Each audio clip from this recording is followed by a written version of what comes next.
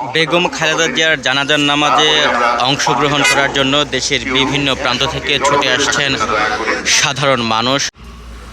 বেগম খালেদা জিয়ার আজকে জানাজা অনুষ্ঠিত হবে জাতীয় সংসদ ভবনের দক্ষিণ প্লাজায়। সেই জানাজার নামাজ অনুষ্ঠিত হওয়ার আগে ঢাকা মেট্রোপলিটন পুলিশের বিশেষ যে সিসিটিভি ক্যামেরা সম্বলিত কাভার্ড ভ্যানটি আছে সেটি দিয়ে মানিক মে এভিনিউ সহ আশপাশে এলাকা প্রদক্ষিণ করছেন ঢাকা মহানগর পুলিশ ডিএমপি।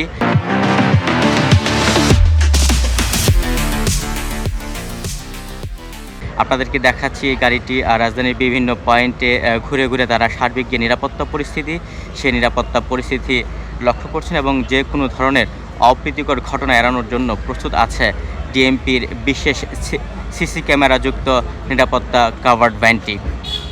এই গাড়িটি ইতিমধ্যে মানিক মে এভিনিউ থেকে ঘুরে সংসদ ভবন এলাকায় বিভিন্ন পয়েন্টে গুরুত্বপূর্ণ পয়েন্টে যাচ্ছে এবং সেখানকার যে নিরাপত্তা পরিস্থিতি সেই নিরাপত্তা পরিস্থিতি কাভার্ড ভ্যান থেকে পর্যবেক্ষণ করছে।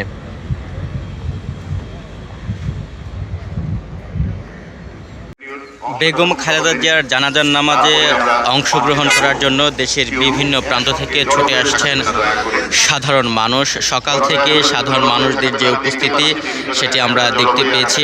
শীত উপেক্ষা করে মূলত তারা মানিক মে এভিনিউতে সংসদ ভবনের দক্ষিণ প্লাজায় আসছেন বিএনপি চেয়ারপারসন বেগম খালেদা জিয়াকে শেষবারের মতো বিদায় জানাতে যে মানুষের দল হাজার হাজার মানুষ মানিক মে এভিনিউর দিকে এগোচ্ছেন।